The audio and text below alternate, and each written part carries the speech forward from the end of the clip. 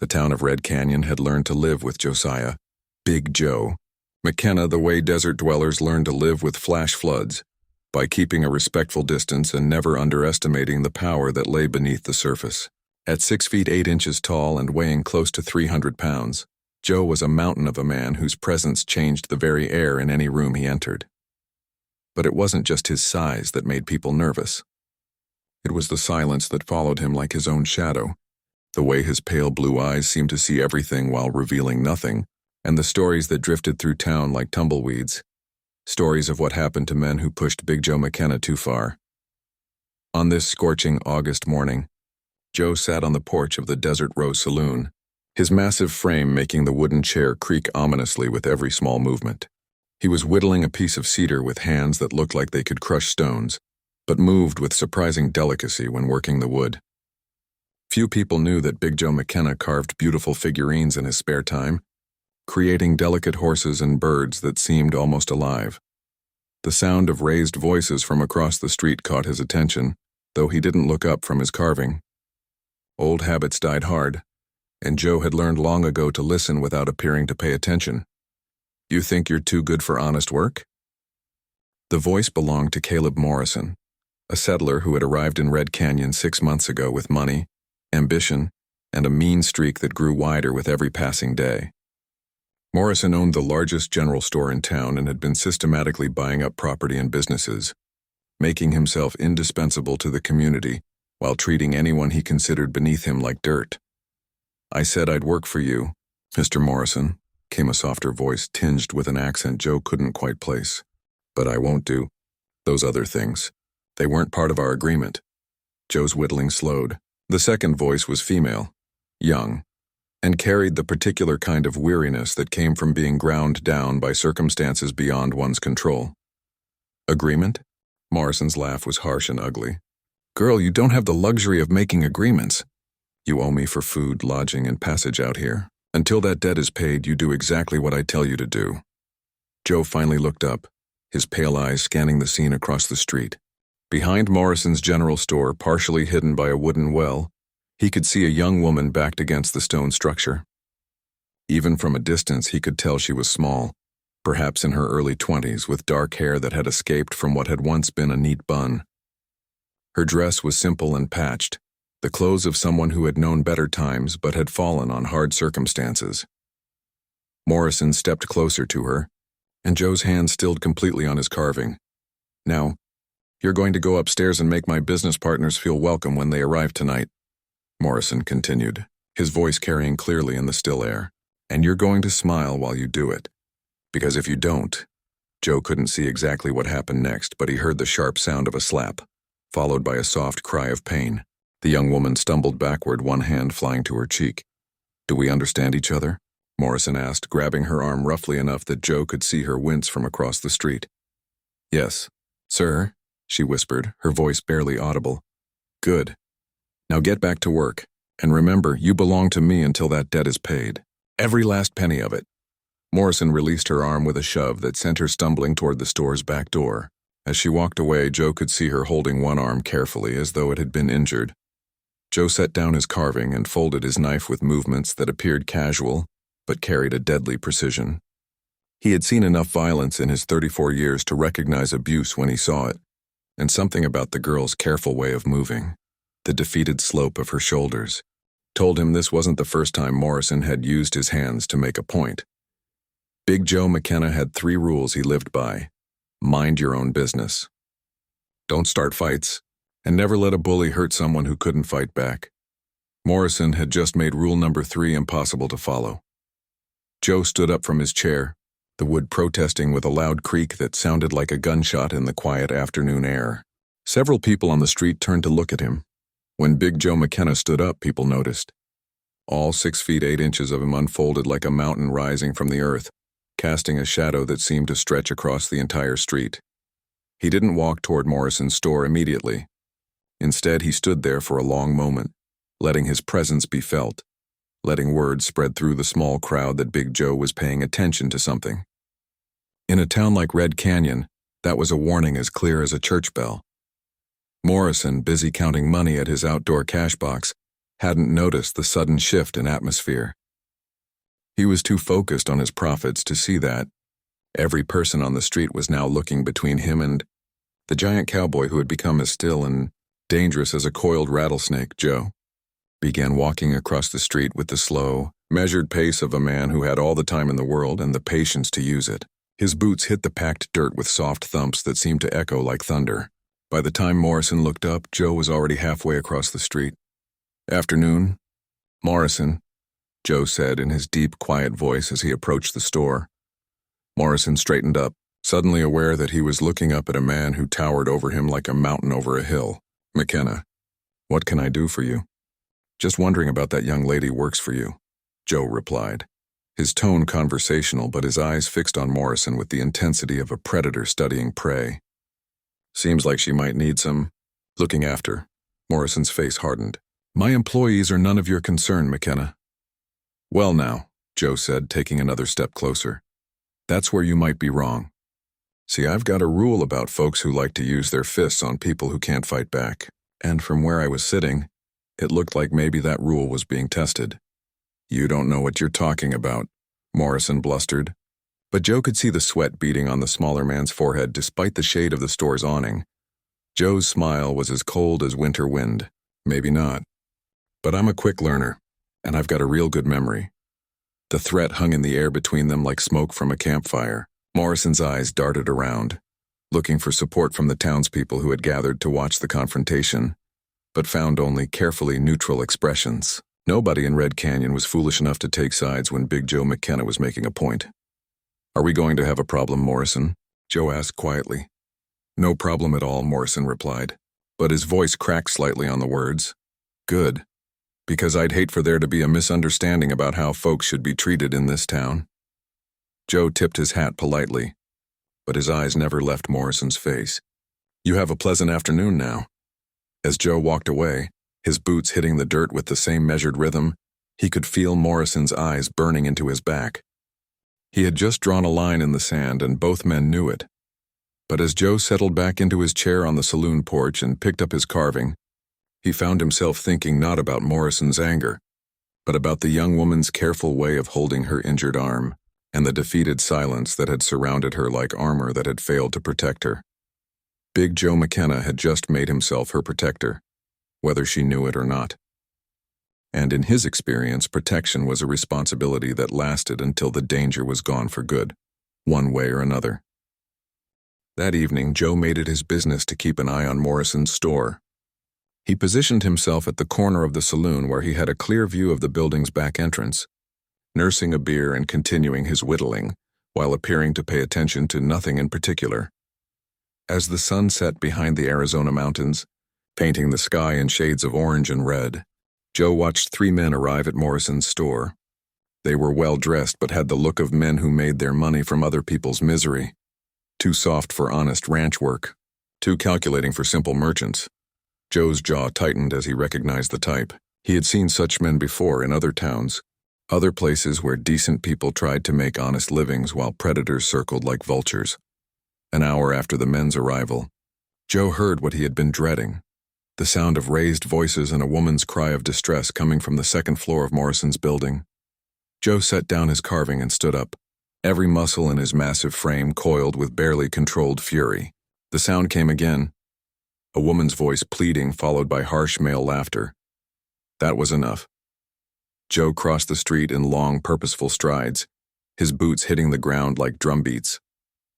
He didn't bother with the front door of Morrison's store. Instead, he walked around to the back where he found the wooden stairs that led to Morrison's private quarters above the store. The voices were clearer now. Morrison's voice slurred with drink, ordering someone to stop fighting and do what you're told. The woman's voice stronger now, saying, "No, please. This wasn't what we agreed to." Joe didn't knock. The door to Morrison's private rooms exploded inward as Joe's massive shoulder hit it, wood splintering and hinges screaming in protest. The room beyond was lit by oil, lamps that cast dancing shadows on the walls. What? Joe saw made his vision go red around the edges. The young woman from earlier, he still didn't know her. Naaman was backed against the far wall, her dress torn at the shoulder, her dark hair disheveled, Morrison and his 3 business partners were arranged in a semicircle in front of her, cutting off any escape route. One of the men was holding a bottle of whiskey, another had removed his jacket, and Morrison was fumbling with his belt buckle. "What the hell?" Morrison began, spinning around to face the doorway. Joe filled the entire doorframe, his massive silhouette blocking out the light from the stairs behind him. In the lamplight, his pale blue eyes looked like chips of ice, and the expression on his face was something that would give grown men nightmares. "Evening, gentlemen," Joe said in a voice so quiet and controlled that it was somehow more terrifying than if he had been shouting. "Seems like there might be a misunderstanding here." Morrison's face went white. "McKenna, this is private property. You have no right." "I have every right," Joe interrupted, taking a step into the room. The floorboards creaked ominously under his weight. "Especially when I hear a lady asking for help." "She's not a lady," one of Morrison's companions sneered, emboldened by alcohol and stupidity. "She's just a debt slave who needs to learn her place." Joe's head turned toward the speaker with the slow, deliberate movement of a cannon taking aim. "Is that right?" The man took a half step backward, some primitive part of his brain finally recognizing the danger he was in. Joe looked past the men to the young woman against the wall. "Miss, are you all right?" She nodded quickly, her eyes wide with a mixture of fear and hope. "Yes, sir, they were trying to—" "I can see what they were trying," Joe said gently, then turned his attention back to the men. "Now, the way I see it, you gentlemen have 2 choices. You can leave this lady alone and walk out of here under your own power. Or—" He didn't finish the sentence. He didn't need to. "You can't just barge in here and make demands," Morrison blustered, but his voice shook with fear. "I own her contract. She owes me money. She has to do what I tell her." "Contract?" Joe's voice dropped to barely above a whisper, which somehow made it more menacing than a shout. "Let me see this contract." Morrison fumbled in his jacket pocket and produced a folded piece of paper, his hands trembling as he held it out. Joe took the document and unfolded it, his eyes scanning the contents quickly. What he read made his jaw clench with fury. The contract was barely legal. A debt agreement that bound the young woman to Morrison for an astronomical amount of money, with terms that essentially made her his property until the debt was paid. It was the kind of document used to trap desperate people in a form of slavery that skirted the edges of the law. "This," Joe said, holding up the paper, "is what decent people call theft." Before anyone could react, Joe's massive hands tore the contract in half, then in half again, reducing it to small pieces that fluttered to the floor like snow. "My contract," Morrison screamed. "You can't—" "I just did." Joe's voice was still quiet, still controlled, but every person in the room could feel the violence coiled beneath the surface. "Now, like I said, you gentlemen have 2 choices. Walk out of here or be carried out." The 3 strangers looked between Joe and the door, calculating odds they didn't like. The smart ones began moving toward the exit. But Morrison's anger overrode his common sense. "You think your size makes you untouchable?" Morrison snarled, reaching for a pistol on the table beside him. "You think you can just walk in here and—" Morrison never finished the sentence. Joe moved with startling speed for such a large man, crossing the room in 2 strides and grabbing Morrison's wrist before the gun could clear the table. There was a sharp crack, the sound of small bones breaking, and Morrison screamed as the pistol clattered to the floor. "Now that," Joe said conversationally, still holding Morrison's broken wrist in his massive hand, "was a poor decision." Morrison's 3 companions had seen enough. They fled through the broken doorway like rabbits running from a wolf, their footsteps thundering down the wooden stairs. Joe released Morrison's wrist and the smaller man collapsed to his knees, cradling his injured arm against his chest. "Here's how this is going to work," Joe said, his voice carrying the authority of absolute certainty. "This young lady doesn't owe you anything anymore. That contract you just saw me tear up, it never existed. She's free to go wherever she wants, whenever she wants, and you're never going to bother her again." "You can't do this," Morrison whimpered. "I have rights. I have property. You have about 10 seconds to get out of my sight," Joe interrupted. "And if I ever see you lay a hand on this lady again, if I even hear that you've spoken to her in anything other than a respectful tone, I will personally dig your grave and put you in it. Are we clear?" Morrison looked up at the giant towering over him, saw death looking back at him through pale blue eyes, and nodded frantically. "Good. Now get out." Morrison scrambled to his feet and fled, still clutching his broken wrist, his footsteps echoing down the stairs as he disappeared into the night. Joe turned to the young woman who was still pressed against the wall, staring at him with an expression of amazement and disbelief. "Are you hurt, miss?" he asked gently, his voice returning to its normal, quiet tone. She shook her head slowly. No, I don't think so. But who are you?" "Name's Joe McKenna. And you don't need to be afraid anymore." For the first time since he had entered the room, the young woman straightened up, her shoulders losing some of their defeated slope. "My name is Elena Vasquez." "And Mr. McKenna, thank you. I was so scared." "You're safe now," Joe said firmly. "Morrison won't bother you again. I give you my word on that." Elena looked at the torn pieces of her contract scattered on the floor, then back at Joe. "But what happens now? I have nowhere to go, no money, no family here. Morrison was right about one thing. I owed him for bringing me here from Mexico." Joe considered this for a moment. "Well, Miss Elena, it seems to me like Red Canyon could use another good person. And I happen to know of a boarding house where a lady could stay safe while she figures out her next step. I can't pay for a boarding house." "Maybe you can't pay right now," Joe agreed. "But there's always work for folks willing to do an honest day's labor. Mrs. Patterson, who runs the boarding house, is always looking for help with cooking and cleaning. It's not much, but it's honest work, and it'll give you time to decide what you want to do with your life." Elena stared at him for a long moment. "Why are you helping me? You don't even know me." Joe's expression grew thoughtful. "Miss Elena, I've seen too many places where bullies are allowed to hurt people who can't defend themselves. And I've learned that if good people don't stand up to stop it, it just keeps happening." He paused, then added more quietly, "Besides, everyone deserves a chance to choose their own path. Morrison was trying to take that choice away from you. That's not something I can abide." As they walked down the broken stairs together, Elena staying close to Joe's massive protective presence, she found herself believing for the first time in months that maybe, just maybe, she had finally found someone who would keep her safe. Behind them, the scattered pieces of her contract lay on the floor like the remnants of a prison that had finally been torn down. And in the shadows of Red Canyon, word was already spreading. Big Joe McKenna had drawn his line in the sand, and anyone who crossed it would answer to him personally. 3 days after the confrontation at Morrison's store, Elena was beginning to believe that her nightmare might truly be over. Mrs. Patterson had welcomed her at the boarding house with the kind of maternal warmth Elena hadn't experienced in years, giving her a clean room and honest work that paid enough to cover her board and even save a little. Joe checked on her twice a day, once in the morning before she started work, and once in the evening after she finished. He never stayed long, just a few quiet questions to make sure she was safe and content, but his presence was a constant reassurance that someone was watching over her. Elena found herself looking forward to these brief visits more than she wanted to admit. There was something about Joe's quiet strength, his gentle manner despite his intimidating size, that made her feel protected in a way she had never experienced before. On this particular morning, Elena was hanging laundry behind the boarding house when she heard the sound of horses approaching at a gallop. She looked up to see a dust cloud moving fast down the main street, and her blood ran cold as she recognized the lead rider. Morrison was back, and he wasn't alone.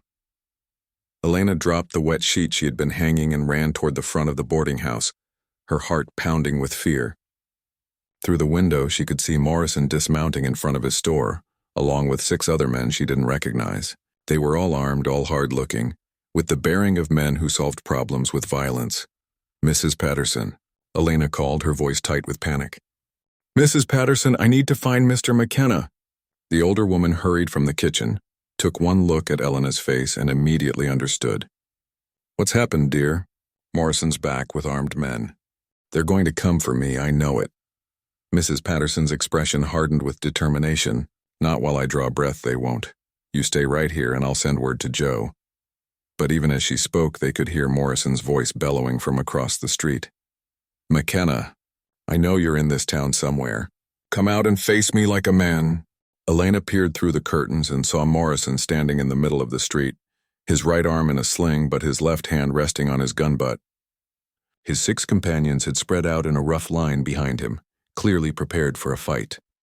"I've brought friends from Tucson," Morrison continued, his voice carrying clearly in the still morning air. Men who know how to handle troublemakers? And I've got legal papers that say that Mexican girl belongs to me. Elena's heart sank. Legal papers could mean anything. Forged documents, corrupt officials, or simply the kind of paperwork that favored men with money over people without power. You've got 1 minute to send her out, McKenna, Morrison shouted. 1 minute or we come in and get her. That's when Elena heard it. The sound of slow, measured footsteps approaching from the direction of the saloon. She looked out the window and saw Joe walking down the middle of the street, moving with that same deliberate pace she had seen before. But this time there was something different about him. Joe was armed. Elena had never seen Joe carry a gun before, but now he wore a heavy gun belt around his waist, with a massive revolver that looked like a cannon in its holster. More ominously, he carried a double-barreled shotgun in his hands, holding it with the casual familiarity of a man who knew exactly how to use it. Morrison, Joe said as he approached, his deep voice carrying clearly despite its quiet tone. Didn't expect to see you back so soon. I told you I'd be back with legal authority, Morrison replied, producing a folded document from his jacket. This is a warrant for the return of stolen property, namely, one Elena Vasquez, who belongs to me under legal contract. Joe stopped about 20 feet away from Morrison and his men, close enough to talk but far enough away to have room to maneuver if shooting started. That contract you're talking about, Joe said calmly. I seem to remember tearing it up a few nights ago. I had copies, Morrison sneered. And I've got a federal warrant that says she's stolen property. You interfered with a legal debt collection, McKenna. That makes you a criminal. Joe shifted his grip slightly on the shotgun, and Elena noticed that every one of Morrison's companions tensed at the movement. Well now, Joe said thoughtfully. That's interesting, because I've been doing some checking of my own these past few days. Turns out there are folks in Tucson who remember you, Morrison. Remember how you operate. Morrison's confident expression flickered slightly. I don't know what you're talking about. Sure you do. See, I sent some telegrams, talked to some people. Found out you've been running this same scheme in 3 different territories. Bring in desperate people with promises of legitimate work, then trap them with fake debts and illegal contracts.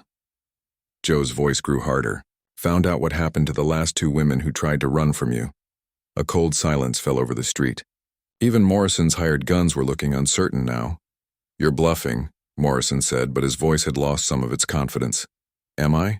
Joe reached into his shirt pocket with his free hand and pulled out a folded telegram. This is from Marshal Williams in Tucson. Says he's very interested in talking to you about some missing persons cases. Says there might be warrants out for your arrest on charges of human trafficking and conspiracy. Morrison's face went pale. That's impossible. I have connections. I have protection. Had protection, Joe corrected. Turns out your friends in high places aren't so friendly when federal marshals start asking uncomfortable questions. Elena watched from the window as the confidence drained out of Morrison like water from a broken barrel. The men he had brought with him were beginning to edge away, clearly not eager to be associated with human trafficking charges. This isn't over, Morrison snarled, but his hand had moved away from his gun. Yes, it is, Joe replied with absolute certainty. It's over because I'm making it over. Elena Vasquez is under my protection now, and anyone who tries to hurt her will answer to me personally. You can't protect her forever, McKenna. Joe's smile was as cold and final as a gravestone. Morrison, let me make this simple for you. Elena is not your property. She never was your property, and if you or anyone working for you ever comes near her again, I won't call the marshal. I won't file charges. I'll just bury you myself. The words hung in the air like smoke from a campfire, carrying with them the weight of absolute conviction. Morrison looked into Joe's pale blue eyes and saw his own death looking back at him. You boys might want to think about who you're working for, Joe added, addressing Morrison's hired guns, because when the federal marshals come calling, and they will be coming, you don't want to be standing next to him. It was the final straw. Morrison's companions began backing away, then walking away, then riding away, leaving Morrison standing alone in the middle of the street. This isn't over, Morrison repeated, but the words sounded hollow and desperate. Yes, it is, Joe said again. Get out of my town, Morrison. And don't come back. Morrison stood there for another moment looking around at the faces watching from windows and doorways, seeing nothing but hostility and condemnation. Finally, he climbed onto his horse and rode out of Red Canyon. his broken wrist still hanging useless at his side. Joe stood in the middle of the street until Morrison's dust cloud disappeared over the horizon. Only then did he turn and walk back toward the boarding house where Elena was waiting for him. "Is it really over?" she asked as he approached. "It's really over," Joe confirmed. "Morrison won't be bothering you anymore. Or anyone else if Marshall Williams has anything to say about it." Elena felt tears of relief streaming down her cheeks. "Joe, I don't know how to thank you. You've given me my life back." "You don't need to thank me," Joe said gently. "Everyone deserves to be free, Elena. Everyone deserves to choose their own path." As they stood there in the morning sunlight, Elena realized that Joe McKenna had given her something more precious than freedom. He had given her back her faith that there were still good people in the world, people who would stand up for what was right even when it was dangerous. "What happens now?" she asked. Joe's expression grew thoughtful. "Now you decide what you want to do with the rest of your life. You're free, Elena, truly free. The choice is yours." For the first time in years, Elena smiled, really smiled, as she contemplated a future filled with choices instead of chains. And standing beside her, Big Joe McKenna felt something he hadn't experienced in a long time: the satisfaction of knowing he had made the world a little bit better for someone who deserved it. In the weeks that followed Morrison's departure, Red Canyon settled into a new rhythm. Elena threw herself into her work at the boarding house with an energy and enthusiasm that amazed everyone who saw her. Free from fear and intimidation, she revealed herself to be intelligent, hardworking, and possessed of a warm sense of humor that gradually drew people to her. Joe continued his routine of checking on her twice daily, but their brief conversations began to stretch longer. Elena found herself looking forward to these visits not just for the security they represented, but for Joe's company itself. Despite his imposing size and intimidating reputation, she discovered that he was one of the gentlest men she had ever known. "You carved these yourself?" Elena asked one evening, examining a small wooden bird that Joe had left on the boarding house porch. The craftsmanship was exquisite, with every feather delicately detailed and the creature's expression somehow managing to convey both alertness and peace. Joe nodded, suddenly self-conscious. "It's just something to do with my hands when I'm thinking." "It's beautiful," Elena said, running her finger along the smooth curve of the bird's wing. "I've never seen carving this fine." "My father taught me when I was a boy," Joe explained. "Said a man needed something to create as well as destroy. Said it kept the soul balanced." Elena looked up at him with curiosity. "What was your father like?" Joe was quiet for a moment, his expression thoughtful. "Good man. Quiet like me. Worked a small ranch in Colorado until the drought killed the cattle and the bank took the land. He died the winter after we lost everything, and my mother followed him 6 months later. I'm sorry. That must have been hard." "It was, but it taught me something important. That bad things happen to good people. And sometimes the only thing you can do is try to make sure they don't happen to others if you can help it." Elena studied Joe's face in the lamplight streaming from the boarding house windows. "Is that why you helped me? Because you know what it's like to lose everything?" "Partly," Joe admitted, "but mostly because what Morrison was doing to you was wrong, and I couldn't stand by and watch it happen." They sat in comfortable silence for a few minutes, Elena still examining the carved bird. Finally she spoke again. "Joe, what made you come to Red Canyon?" "What brought you here?" Joe's expression grew distant. "I was drifting mostly. Working cattle drives, ranch jobs, anything that paid enough to keep moving. Red Canyon was just supposed to be a stop for supplies, but I liked the quiet. Liked that people here mostly minded their own business. And now?" Joe looked at her directly, his pale blue eyes serious. "Now I have a reason to stay." The words hung between them, carrying implications that neither was quite ready to voice directly. Elena felt her cheeks warm, but she didn't look away. "Elena," Joe said quietly, "I need you to know something. What happened with Morrison, the way I handled it. I'm not a violent man by choice, but I've done things, been places that required violence. My reputation in this town isn't entirely based on my size." Elena considered this carefully. "Are you trying to warn me away from you?" "Maybe, I don't know." Joe ran his massive hands through his hair, clearly struggling with how to express himself. "I care about what happens to you, Elena. More than I probably should. But I'm not sure I'm the kind of man you should be around."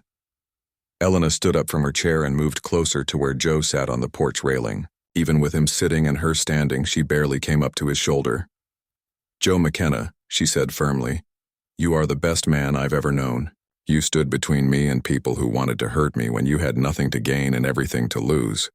You gave me back my freedom, my choices, my life." She reached out and placed her small hand over his massive one. "Whatever you think you've done in your past, whatever violence you think you're capable of, I've seen your heart. I've seen how gentle you are with small things, how you protect people who need protecting. That's the man I care about." Joe stared down at her hand covering his, amazed by the trust she was showing him. "Elena, you don't understand. I've killed men. Not in war, not in self-defense exactly, but because they needed killing. Because no one else would stop them. Like Morrison, worse than Morrison. Men who hurt women and children for pleasure. Men who took what they wanted and destroyed anyone who tried to stop them." Joe's voice was heavy with old pain. "I don't regret stopping them, but I know what it made me. I know what people see when they look at me."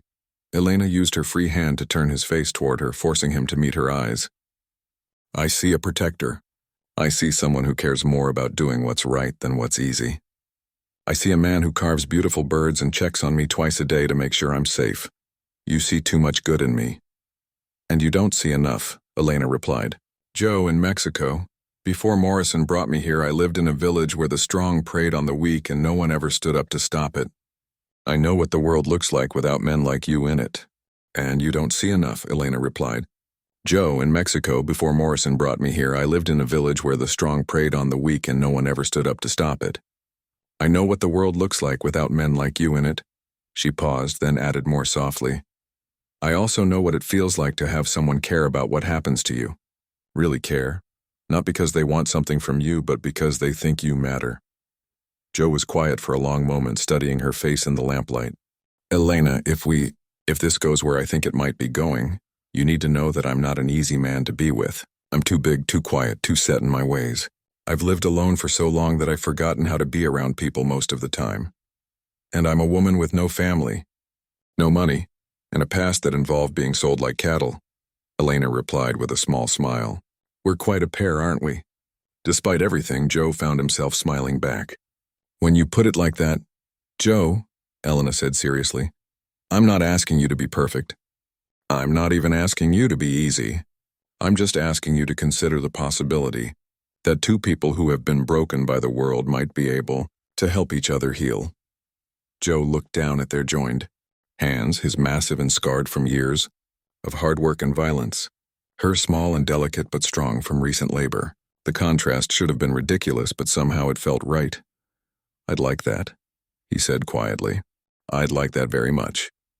As autumn settled over Red Canyon and the desert air grew cooler, Joe and Elena's relationship deepened gradually, built on mutual respect and the understanding that came from shared experiences of loss and survival. Joe had never courted a woman before. His size and reputation had always made such things impossible. But Elena's patience and gentle encouragement helped him discover that he could be tender despite his strength, gentle despite his capacity for violence. Elena, for her part, found herself experiencing emotions she had thought lost forever. In Joe's protective presence, she rediscovered her ability to laugh, to hope, to plan for a future that extended beyond mere survival. "Marry me," Joe said one evening in November, the words coming out in a rush as they sat on the boarding house porch watching the sunset paint the desert mountains in shades of gold and red. Elena looked at him with surprise and delight. "Joe McKenna, was that a proposal or a command?" Joe's face reddened with embarrassment. "Sorry, I've never done this before. Let me try again." He stood up, then knelt down on one knee, bringing his massive frame closer to her level. "Elena Vasquez, would you do me the honor of becoming my wife?" Elena's smile was radiant. "Yes, Joe. Yes, I will marry you." When Joe stood up and carefully gathered Elena in his arms for their first real kiss, several residents of Red Canyon who had been watching discreetly from various windows burst into spontaneous applause. Mrs. Patterson wiped tears from her eyes as she watched from the boarding house doorway. "About time," she murmured to herself. About time those two found some happiness. Their wedding took place on a crisp December morning, with the entire population of Red Canyon in attendance. Joe had worried that Elena might want something grander, but she insisted that being surrounded by the people who had become their extended family was all she needed.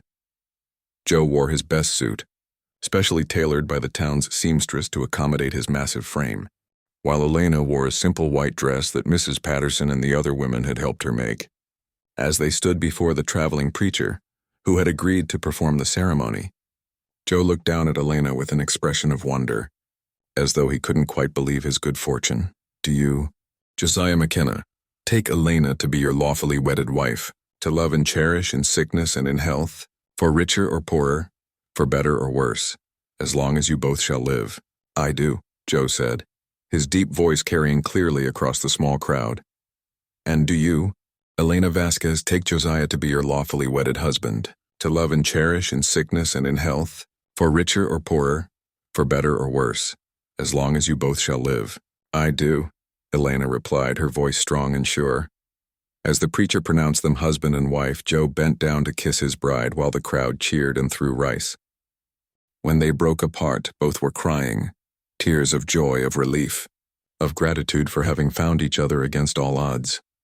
The celebration that followed lasted well into the evening, with music, dancing, and enough food to feed twice their number. Joe, who normally avoided crowds, found himself actually enjoying the attention, as friend after friend offered congratulations and well wishes. "You know," Sheriff Roberts said to Joe as they watched Elena dancing with Mrs. Patterson's son, "I wasn't sure what to make of you when you first arrived in Red Canyon. But watching what you did for that young woman, seeing how you've taken care of her, well, it shows what kind of man you really are."